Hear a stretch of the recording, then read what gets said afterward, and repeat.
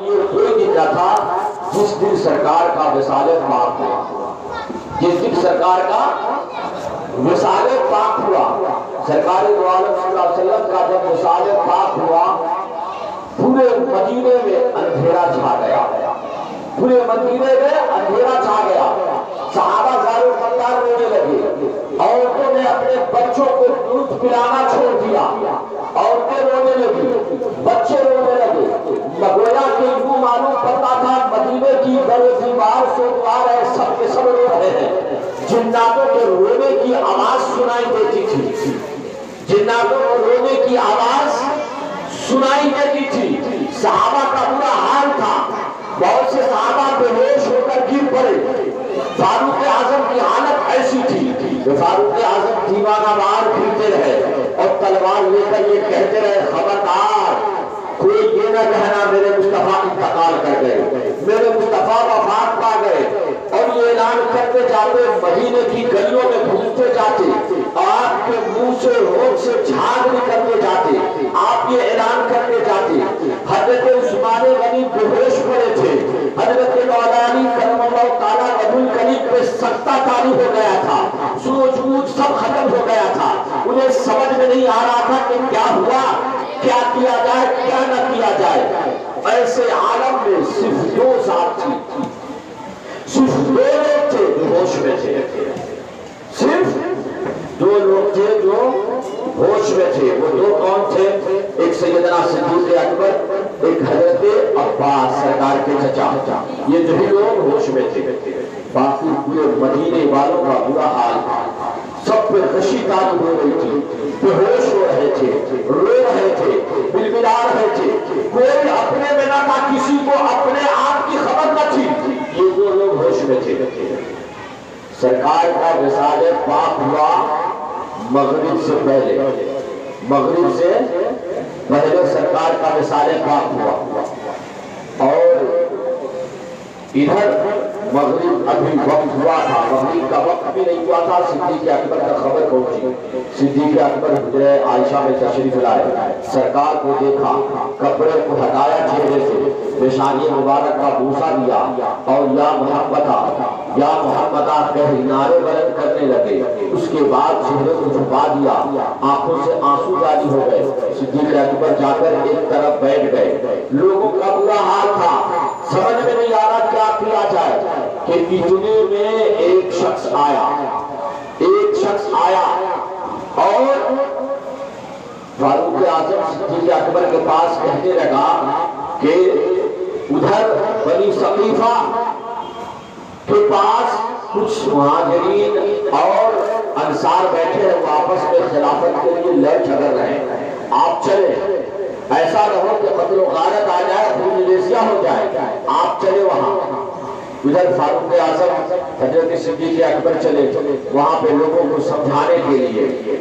وہ مدینہ شریف سے تقریباً 3 میل کی دوری پہ وہ مقام تھا، ادھر آپ دونوں حضرات گئے، ادھر مولا علی کرم اللہ تعالیٰ وجہ الکریم آپ بیٹھے تھے، اور سرکار نے وصیت کی تھی کہ اے علی مجھے غسل کیوں دینا۔ یہاں پہ ایک بات مجھے یاد آ رہی ہے کہ جب مولا علی کرم اللہ تعالیٰ وجہ الکریم جب پیدا ہوئے تھے تو انہیں جو غسل دیا تھا سرکار نے غسل دیا تھا۔ سرکار جب اپنی چچی کے گھر تشریف لے گئے اور سرکار نے فرمایا میری چچی جان میرے بھائی کدھر ہے، میرے بھائی کو میری گود میں دو، گود میں لیا اور انہیں گود میں لے کر کے اب پالنے سے اٹھایا اور ایک نہانے کی جو تھال تھی ایک تھال لیا اور تھال میں مولا علی کو لٹایا، مولا علی کو لٹایا، پانی لیا، پانی لے کر جیسی ڈالنا شروع کیا، ایک طرف ڈالا اور دوسری طرف کے لیے سرکار نے مولا علی کو پلٹنا چاہا کہ اتنے میں مولا علی خود پلٹ گئے، خود آپ نے اپنے جسم کو پھیر لیا، خود پھیر لیا۔ ہم اپنے بچوں کو لے جاتے ہیں تو ادھر سے ادھر ادھر سے ادھر گھماتے ہیں نا، لیکن مولا علی کو سرکار ابھی 2-3 دن کے ہیں اور جب نہلا رہے ہیں نا، نہلا رہے ایک طرف سے نہلایا دوسری طرف نہلانے کے لیے جیسی پلٹنا چاہا مولا علی خود پلٹ گئے، خود اپنے جسم کو پھیر لیا۔ یہ پریرنا دیکھ کر سرکار کی آنکھوں میں آنسو آ گئے۔ سرکار کی چچی مولا علی کی امی حضرت فاطمہ بنت اسد نے کہا کہ اے بیٹے محمد کیا بات ہے، کیوں رو رہے ہو، کیوں رو رہے ہو؟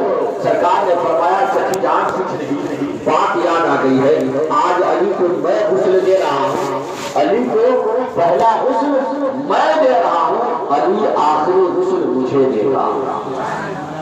علی کو پہلا غسل میں دے رہا ہوں، علی آخری غسل مجھے دے گا۔ چچی جس طریقے سے آج علی نے دوسرے طرف کروٹ بدل لیا، اپنے جسم کو نہلانے کے لیے پھیر لیا ہے، کل جب علی آخری غسل دے گا تو اسے بھی مجھے پلٹنے کی ضرورت نہیں پڑے گی، یہ پانی ڈالتا جائے گا، میں اپنے آپ کو پھیرتا جاؤں گا، میں اپنے آپ کو پھیرتا جاؤں گا۔ یہ میرے سرکار کی شان ہے۔ یہاں پہ کوئی اعتراض کرنے والا جو علی کی شان، نبی کی شان کو گھٹانا چاہتا ہے نا، وہ اعتراض کر سکتا ہے یہ ایسا کیسے ہوگا؟ نبی مثال کر گئے، اپنے جسم کو کیسے پلٹ سکتے ہیں؟ علی 3 کے بچے ہیں، اپنے جسم کو کیسے پلٹ سکتے ہیں؟ تو سنو، یہ تو علی اور نبی کی بات میں کر رہا ہوں نا۔ آؤ کلیور کی سرزمین پر صابر کلیوری لیٹے ہوئے ہیں، صابر کلیوری کی شان سنو۔ صابر کلیوری اپنے خاجی میں خاص حضرت خواجہ شمس الدین ترک پانی پتی کو بلایا، آخری وصیت کی، اور وصیت کی ان کا ایک سوال تھا، اس سوال کا جواب دینے کے لیے بلایا اور وصیت کی کہ شمس الدین ایک ترک پانی پتی سنو، جب میرا وصال ہو جائے گا تو تم مجھے غسل دینا، تم مجھے غسل دینا اور کسی کو مت بلانا، اور اپنے ساتھ کسی کو مت بلانا۔ حضرت شمس الدین ترک پانی پتی کہنے لگے حضور آپ کو غسل میں دوں گا وہ بھی تنہا، یہ کیسے ہو سکتا ہے؟ میں تنہا آپ کو غسل دوں یہ کیسے ہو سکتا ہے؟ میں کیسے دے پاؤں گا؟ حضرت صاحب پاک فرماتے شمس الدین تمہیں پریشان ہونے کی ضرورت نہیں، تمہارا کام صرف پانی ڈالنا ہے، تم پانی ڈالتے جانا، میں اپنے جسم کو پھیرتا جاؤں گا۔ یہ ثابت کلیری کی شان ہے، نبی کی علی کی اولاد کی شان ہے، یہ علی کی اولاد ہے، علی کے شہزادے علی کے بیٹے ہیں، ان کی یہ شان ہے کہ جب وصال کے بعد انہیں شمس الدین ترک پانی پتی نہلا رہے تو انہیں جسم پلٹنے کی پھیرنے کی ضرورت نہیں پڑتی، حضرت صابر پاک خود اپنے آپ کو پلٹنے رہے ہیں۔ تو جب نبی کی اور علی کی اولاد کی یہ شان ہے تو پھر علی اور نبی کی کیا شان ہوگی؟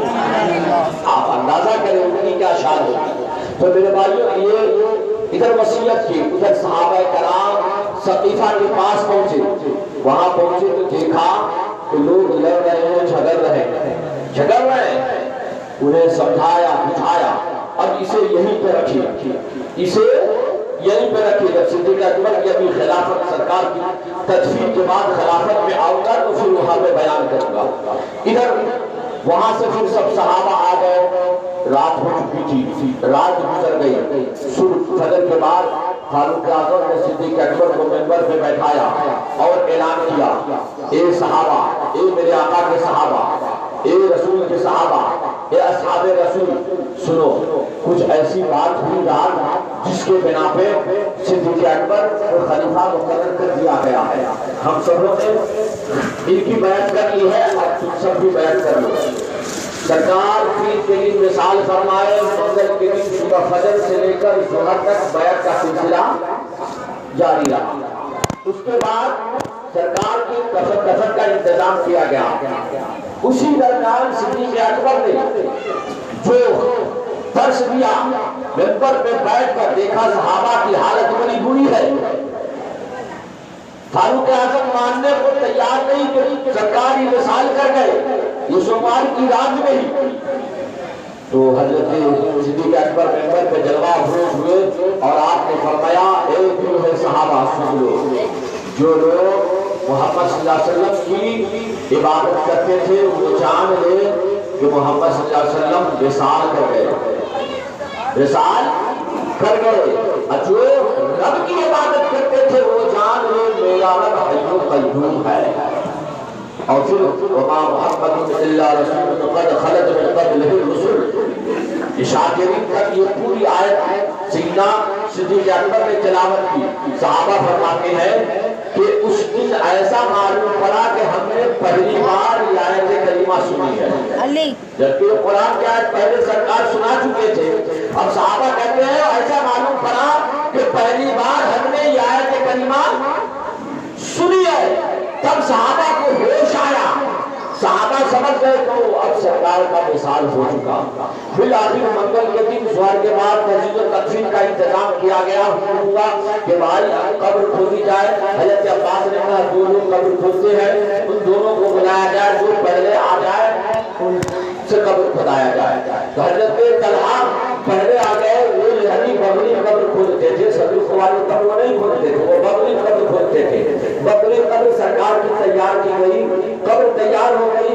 اب قبر کے لیے بھی حجت اللہ آپس میں باتیں ہوئی، کسی نے کہا مکے لے جایا جائے، کسی نے کہا فلاں جگہ، کسی نے کہا جنت البقیع، کسی نے کہا فلاں جگہ۔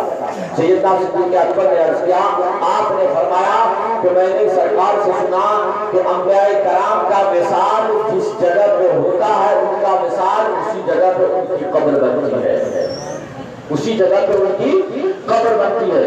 یہ بات طے ہو گئی، سرکار کا وصال جس جگہ پہ ہوا اسی جگہ پہ اب سرکار کی قبر تیار کی جائے۔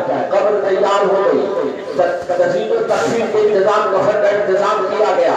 اب غسل کی باری آئی، سرکار نے وصیت کی تھی مولا علی سے، اے علی مجھے غسل تم دینا، لیکن غسل دینا تو میرے کپڑے کو مت اتارنا، کپڑے کو مت اتارنا، اور میری سرد کو مت دیکھنا، میرے شرمگاہ کی طرف نظر بھی مت کرنا، ورنہ تم نابینا ہو جاؤ گے، ورنہ تم نابینا ہو جاؤ گے۔ غسل کا انتظام کیا گیا، چند اصحاب آگے بڑھے، ایک انصاری صحابہ تھے، انہوں نے کہا کیا ہم لوگوں کو یہ شرف نہیں مل سکتا؟ مولا علی نے کہا کیوں نہیں مل سکتا، آئیے آگے آئیے۔ جتنے بھی اصحاب سرکار کے قریب تھے سب لوگوں کی آنکھوں پہ پٹی باندھ دی گئی، پٹی باندھ دی گئی، کیوں کہ اس وقت حافظ غیبی سے آواز آئی تھی، خبردار خبردار کوئی میرے حبیب کے جسم کی طرف نظر مت کرنا اور میرے حبیب کے کپڑے کو مت اتارو ورنہ تم سب اندھے بنا دیے جاؤ گے۔ تمام صحابہ کی آنکھوں پہ پٹی باندھ دی گئی تھی جو سرکار کے غسل میں شامل تھے، سوائے مولا علی کے۔ مولا علی کے ان کی آنکھوں میں پٹی نہیں تھی، آپ پانی ڈالتے جاتے، صحابہ پانی مولا علی کو دیتے اور مولا علی پانی لے کر سرکار کے جسم اثر پہ پانی ڈالتے جاتے۔ وصیت کے مطابق جیسے آپ نے سنا کہ مولا علی صرف پانی ڈالتے تھے، کروٹ سرکار کیوں بدلتے تھے؟ کروٹ سرکار خود بدلتے تھے، خود کروٹ بدلتے گئے۔ بالآخر جب غسل شریف ہو گئی اور کفن وغیرہ پہنا دیا گیا تو اب باری آئی جنازے کی، اب باری آئی جنازے کی۔ اب منگل سے جنازہ، منگل کے دن سے ہی جنازہ شروع ہوا۔ جنازہ کیسے پڑھی جائے؟ جب سرکار نے آخری وصیت کی، صحابہ کو بلا کر آپ یہ وصیت فرما رہے تھے اور انہیں تقریر فرما رہے تھے، ایک صحابی ہوتے ہوئے عرض کرنے لگے یا رسول اللہ صلی اللہ علیہ وسلم، آقا آپ کی نماز جنازہ کیسے ہوگی؟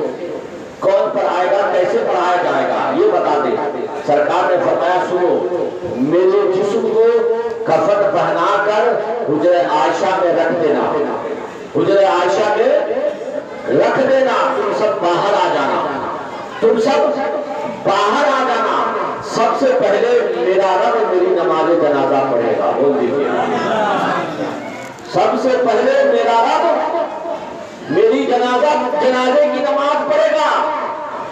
قربان جائے اپنے نبی کی شان پر، عظمت پر۔ کسی کا جنازہ پیر پڑھتا ہے، کسی کا جنازہ امام صاحب پڑھاتے ہیں، کسی کا جنازہ مولانا مفتی محدث مفکر پڑھاتے ہیں، کسی کا جنازہ صدیق اکبر نے پڑھایا، کسی کا فاروق اعظم نے، کسی کا عثمان غنی نے، کسی کے مولا علی نے، لیکن میرے آقا کی شان کیا ہے؟ میرے آقا کی نماز جنازہ خود رب نے پڑھی ہے، رب نے پڑھی ہے۔ اب وہ کیسے؟ سرکار نے فرمایا سب سے پہلے میرا رب میری جنازہ پڑھے گا، وہ اس طریقے سے کہ وہ رحمتیں مجھ پہ بھیجے گا، وہ اپنی رحمتیں مجھ پہ نازل فرمائے گا، پھر اس کے بعد تسلیم میری جنازے کی نماز پڑھیں گے، پھر وہ میری جنازے کی نماز پڑھیں گے، پھر میکائیل پڑھیں گے، پھر اسرافیل پڑھیں گے، پھر اسرائیل پڑھیں گے، پھر آسمانی فرشتے گروہ در گروہ